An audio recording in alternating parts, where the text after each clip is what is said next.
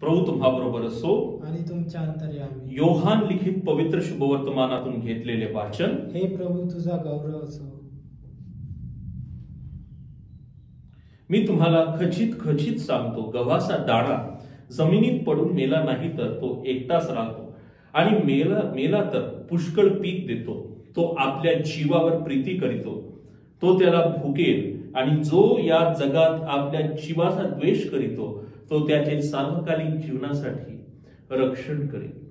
जर कोणी माझी सेवा करेल तर त्याने मला अनुसरावे, म्हणजे जेथे मी आहे तेथे माझा सेवकही असणार. जर कोणी माझी सेवा करील तर पिता त्याचा मान करील. प्रभूचे शुभवर्तमान. हे प्रभू येशू ख्रिस्त तुझी स्तुती. ख्रिस्तामध्ये माझ्या प्रिय बंधूंनो आणि भगिनींनो, आपल्याला माहित आहे एक दाणा तेव्हाच फलद्रूप होऊ शकतो, फलदायी होऊ शकतो, जेव्हा तो नष्ट होऊन मातीत शिरून मरतो. त्याचप्रमाणे येशू ख्रिस्त या कृषी संबंधी गोष्टीचा उपयोग करून आपणास एक संदेश देत आहे की एक व्यक्ती त्याचे खरे शिष्य तेव्हाच बनते जेव्हा तो संपूर्णपणे एक शिष्य म्हणून दुःख सहनाला स्वीकार करतो, रोगाला स्वीकार करतो,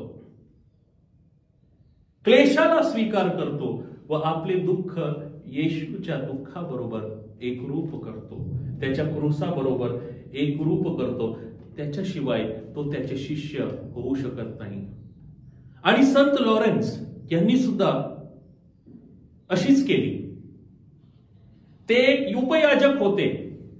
त्यांनी सर्व काही प्रभूला समर्पित केला, सर्व काही बलिदान दिला, आणि सरते शेवटी ते धर्मवीर झाले, रक्तसाक्षी झाले. आज या महान संताचा सण साजरा करत असताना आपण प्रार्थना करूया. हे प्रभू, मला सर्व काही, सर्व दुःख, क्लेश, संकट, रोग खुशीने स्वीकारून तुझे उत्तम शिष्य बनण्याची कृपा दे. आमेन.